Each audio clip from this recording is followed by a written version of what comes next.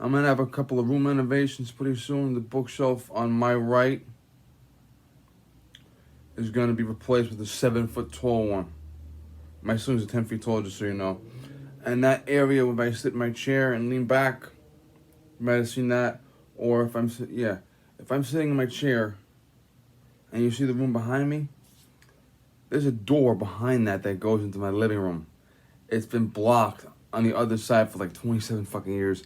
I'm reopening that door pretty soon because I have 2 doors in my bedroom. One goes to the kitchen, one to the living room. I'm gonna reopen that door this week. I already cleared the way on the other side of the room, and we're gonna have 2 doors in my room. So I'm having a little room renovation.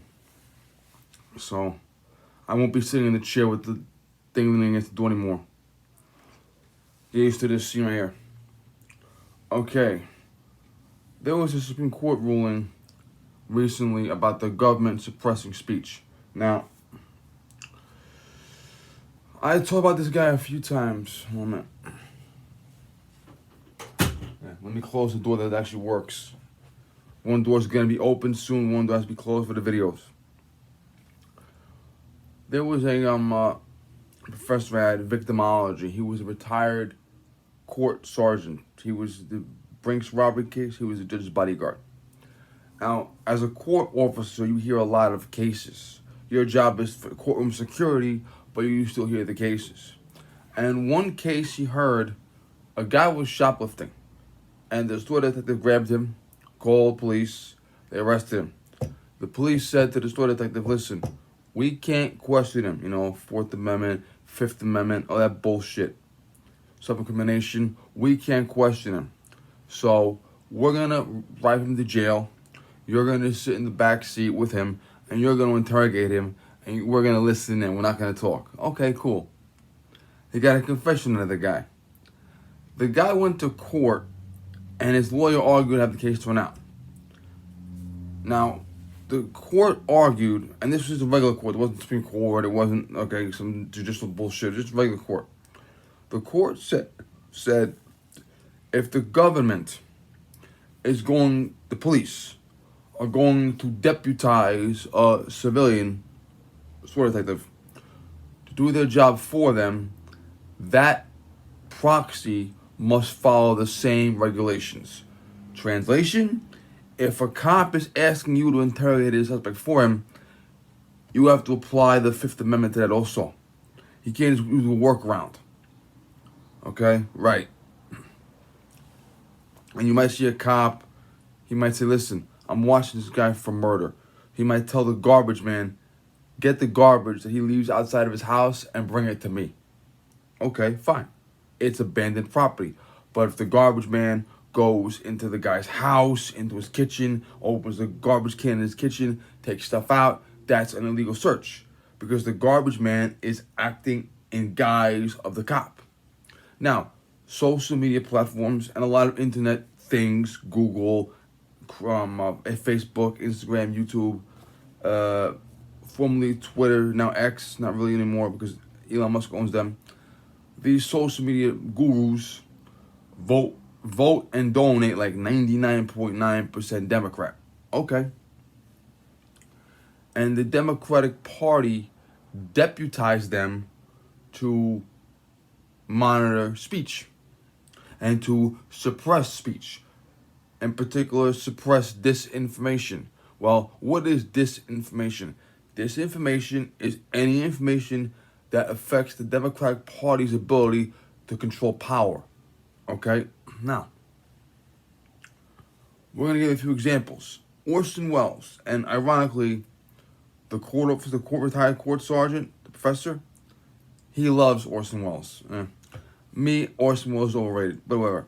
Okay, Orson Welles took a book called The War of the Worlds. War of the Worlds was written in the 1890s, and it takes place in the 1890s in Britain. And War of the Worlds, and there was an updated movie with Tom Cruise a couple years ago, which I didn't really see at all. Anyway, War of the Worlds, the Martians come to Earth to invade, and because we have germs, and their bodies are not immune, they breathe in our germs and die. Okay, great. Orson Welles took that on Halloween back in the 1930s and he turned it into a radio play. And that meant that he basically said the Martians are landing in America right now.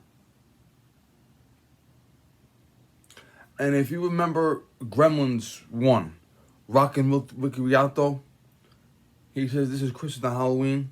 And then he says enough of this Orson Welles crap. Well, this is what he means when he says that. Orson Welles did this play, radio play, which is very popular in the 1930s, obviously. The Martians are landing, the Martians are landing, the Martians are landing in this city here. The Martians are landing right now. The Martians landed 5 minutes ago. I see a Martian, okay? All this crazy shit.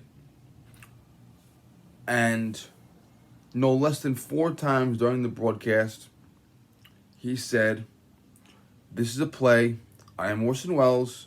This is Halloween. There were people that did not hear the commercial break. They turn on the radio and they hear the Martians are coming.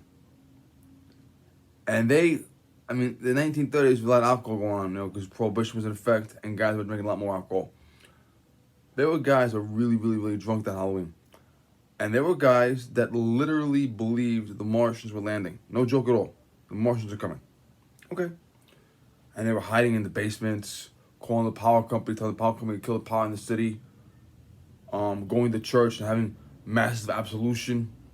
There were several thousand people in this country that literally heard the radio and they heard the Martians were coming and they didn't know it was a Halloween story. They didn't know it was a play. They thought it was real. I'm not even joking. The police came to the studio and they pulled Orson Welles aside and said, you fucking kidding me? Yeah. And then he ended the play. He ran the entire play straight through, as planned, and ended by saying, I am Orson Welles. This is Halloween. This is a treat. Good night. Now, the police were thinking about shutting down his broadcast. What stopped them? The First Amendment. Orson Welles, the actor, has a right to say the Martians are coming. Because Orson Welles is an actor. He's doing a play, and the Martians are not coming in real life. Okay? So as an actor doing a play about Martians on Halloween, he had a right to speak. Even though thousands of people thought he was telling the truth. They thought the Martians were coming. They did not shut him down because he has a right to do a play on Halloween. Now, let's talk about Jim Garrison. Jim Garrison was a prosecutor in Louisiana because Kennedy was killed in Louisiana, right? And Jim Garrison brought a homosexual man to trial for a conspiracy to kill President Kennedy. Yeah. Now, I saw a documentary, and in the documentary, one of the jurors spoke up. And obviously, I'm watching this 4.5 decades later, or more so. And the juror basically said, we heard all this, because Jim Garrison was basically the original conspiracy theorist, okay?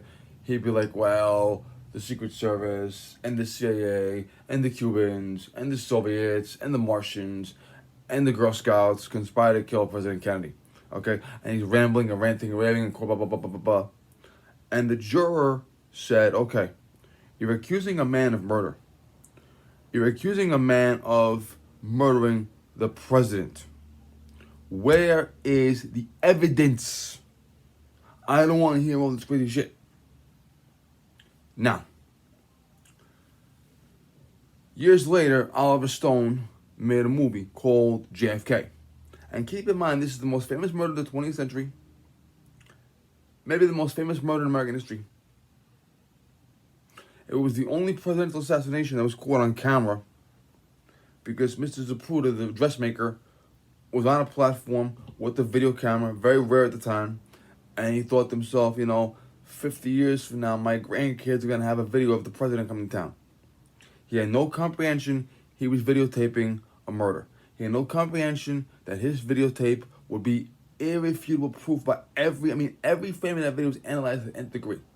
About every little thing. Everything we know comes from that tape. Because the tape is real. Eyewitness testimony is not. When President Lincoln was assassinated, 1,500 people gave testimony. All 1,500 accounts are different. Yet, Zapruder, Kennedy, videotape, irrefutable. Now, when Oliver Stone made his movie JFK, he makes Jim Garrison look normal. Okay? Kevin Costner plays Jim Garrison, and the movie is so fucking crazy that it makes Jim Garrison look normal. Okay? Now, Lee Harvey Oswald was a piece of shit. Okay? And he is a disgrace to the Marine Corps. But he was a good marksman. And they still to this day have his marksman records, and he was very, very good. In the movie, they lie and say he was not very good. In the movie, they lie and say he sucked. Well, in reality, if you suck, you cannot be a Marine.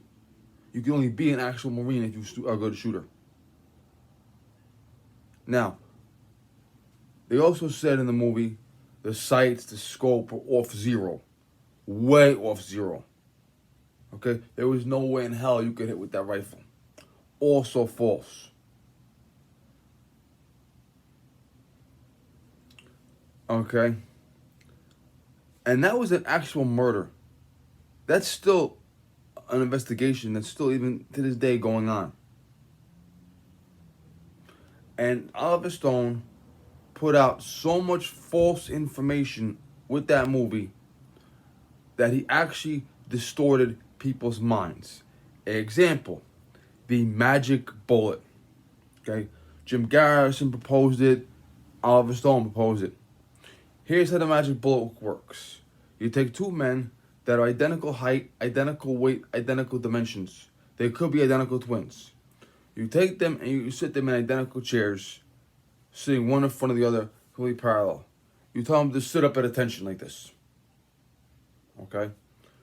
And then you say the bullet has to come in this way, go up this way, go down this way, go out this way, stay in midair for 3 seconds, go in this way, make a U-turn, come out this way, go around that way, and go out the other way.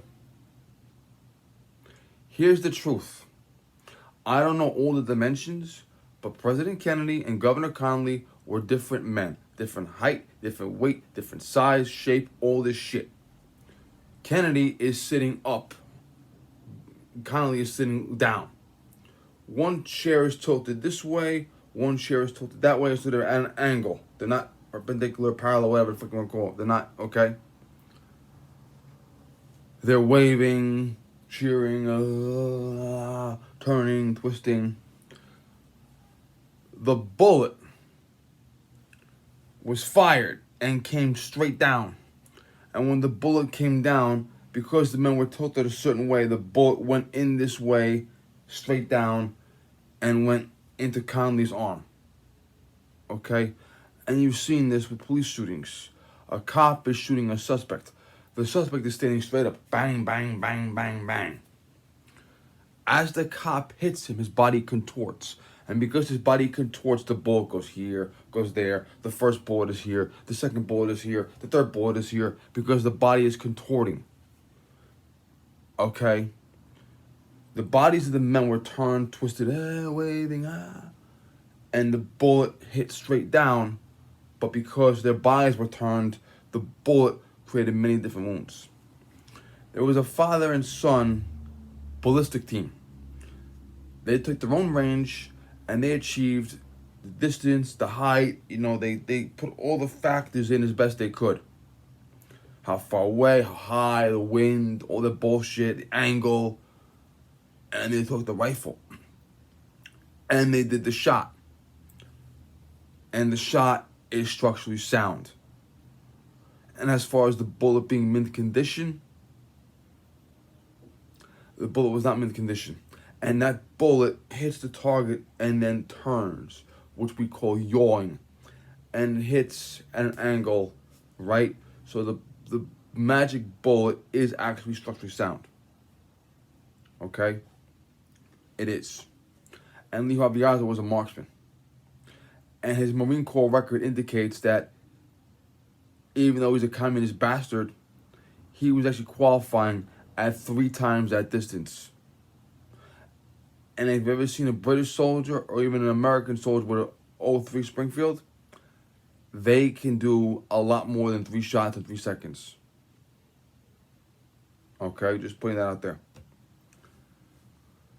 There was even a documentary I saw in which they said that one of the Secret Service agents had an AR-15. Now, back then, what is an AR-15? Fully automatic. In fact, President Kennedy owned 2 fully automatic AR-15s. Then the military took them, changed it to M16, and then a couple years after that, the civilian market got semi-automatic rifles, and to this day, we say AR-15 meaning semi-automatic, M16 meaning fully automatic. They had a documentary that said a Secret Service agent had an AR-15 and stood up, and the gun went off and shot President Kennedy in the head.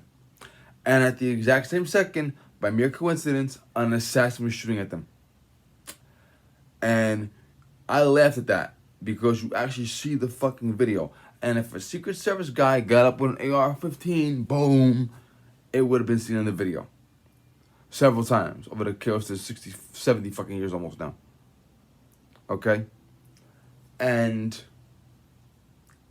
also, the 6.5 Mullica Carcano and the 5.56 bullet are different bullets. Okay? Now, were these guys punished for this stuff? No. And why not? Because we have a... What do we have again? What do we have? A First Amendment. Okay? A First Amendment. Now, the Democratic Party has told us many times over that only they and no one else is 100% responsible for all civil rights. Well, Congress has their records. And if you look at congressional records, in 1865, with only the North voting, after the war just ended, 77% of Democrats loyal to the Union voted against ending slavery. 5 years later, when the 14th and 15th Amendments were ratified, 100% of Democrats, South and North, voted against them. In the 1870s, President Grant ordered the military to invade the South, arrest the Klan, and because they didn't know what terrorism was called back then, they called it sabotage. He declared them enemy combatants and declared they have no rights. Members of the Klan testified before Congress, and the congressional record still exists to this day. We take our orders from the Democratic Party.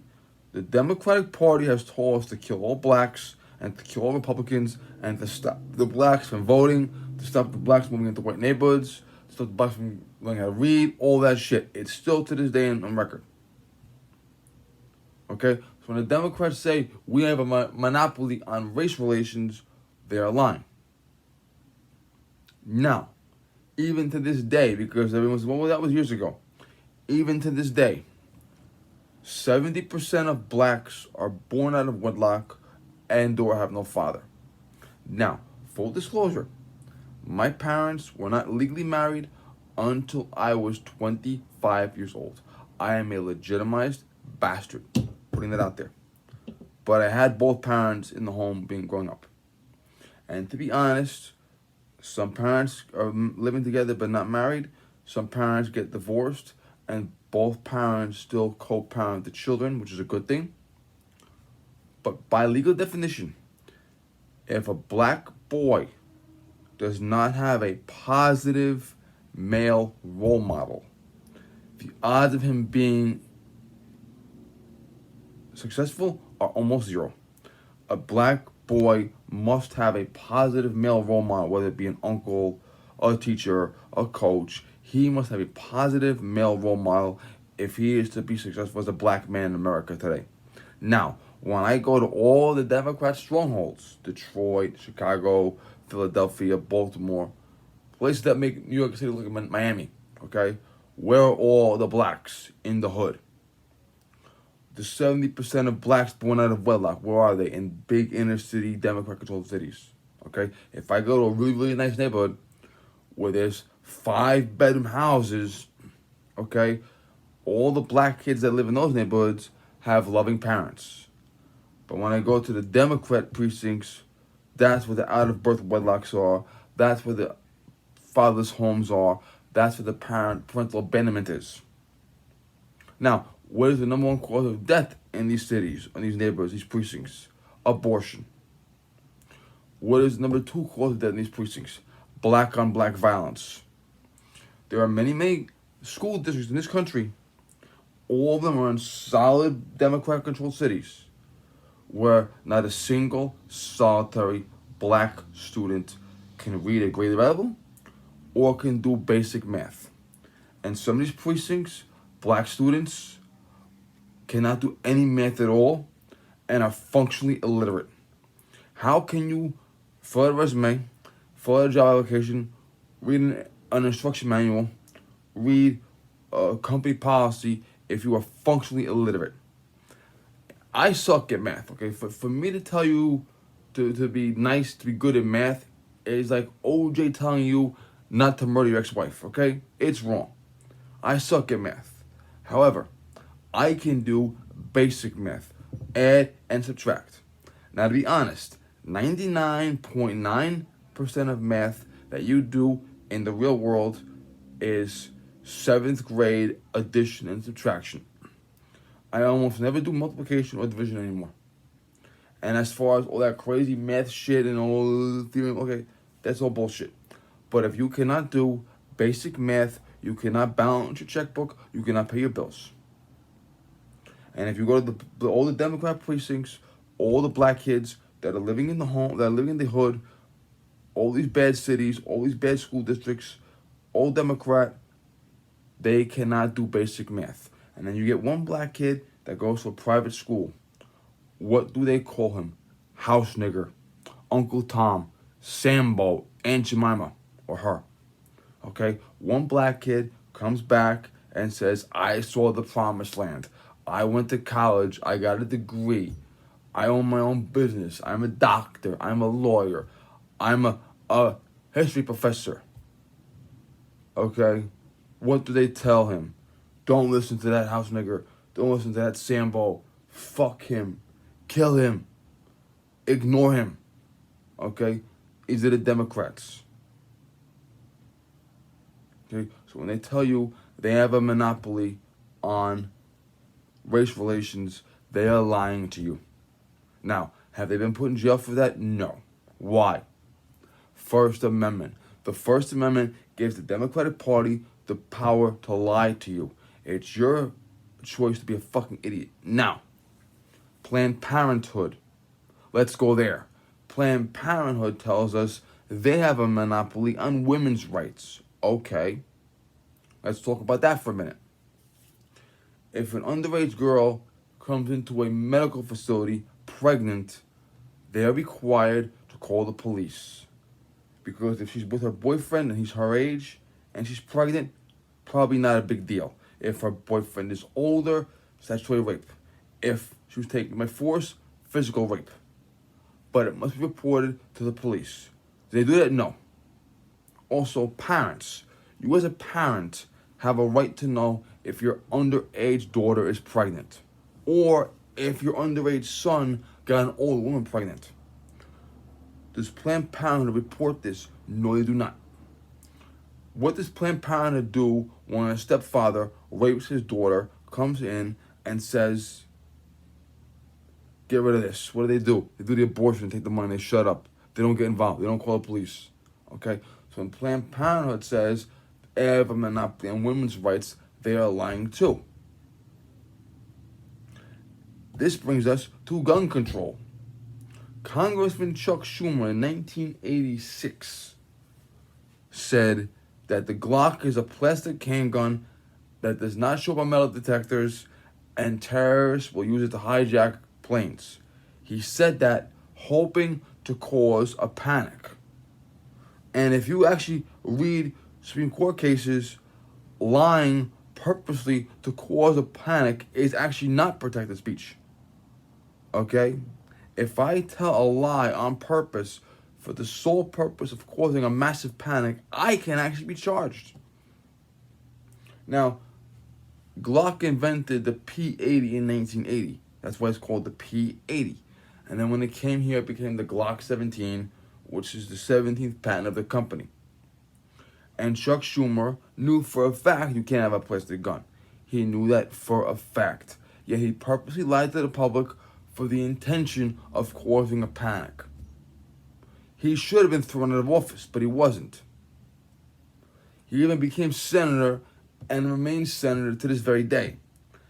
And has more Jewish constituents than any other member of Congress, and he is calling for Israel to dethrone Netanyahu, and he supports Hamas. Yet, he wasn't prosecuted either. Now, gun control. We've all seen the video of Michael Bloomberg, okay? He hired an actor who never handled a gun in his life to take a shotgun, put his finger on the trigger, close the breech, sit outside, and point it. And the guy's looking like this way, and the gun is pointed that way. Now, when you take the gun out of the gun case, this holster, the safe, you always keep the muzzle in line with your eye. Why? So that if the bullet goes flying, you see where the bullet is going. And there's a guy with two kids in the background walking around, and this mook has his fucking shotgun with the finger on the trigger, the breech closed, safety on, off, I don't know. It looks like a Remington 870 sporting version. I'm not sure. And he's just sitting like that with the gun out that way. I support gun rights, but I also support gun control. Yeah. There's also a video of two terrorists, or actors playing terrorists, in a cave saying, go to an American gun show because you can buy a machine gun for $200 cash without a background check. Now, is that true? No. Was Michael Bloomberg put in prison? No. He wasn't. Now, let's talk about the Clarence Thomas hearing. Anita Hill worked with Clarence Thomas at two jobs, Equal Employment Opportunity Commission and Department of Education. She actually followed him from one job to another. And 10 years later, she suddenly remembers, right before he becomes a Supreme Court Justice, by the way, that he sexually harassed her. And she comes forward and testifies under penalty of perjury that he showed her animal pornography, talked about his dick, and had a fucking pubic hair on a Coke can or some shit like that. She was told to corroborate her evidence. She brought in witnesses, and those witnesses said, last year Anita Hill told me this. In 1983, Anita Hill told me that. We don't want to know what she told you. We want to know what you saw. And not one witness came forward and said, yes, I saw it. Now, fast forward many years to my favorite current justice, Justice Kavanaugh. Okay? He had a woman come forward after the Democrats were berating him in front of his kids. He had a woman come forward, and the woman testified on the penalty of perjury that he tried to rape her. Now, 4 people, including her best friend, submitted testimony saying she's lying. So she actually lied. She committed perjury. Was she prosecuted? No, she was not. So, the Democratic Party wants to control disinformation. But they don't want to control disinformation when one of their own members commits perjury. They don't want to control disinformation when one of their own members causes massive panic or tries to cause massive panic. Okay? And so even in cases where you could legally prosecute someone for speech, perjury, causing mass panic, okay, the Democratic Party supports that. But when you have a different opinion, they want you silenced.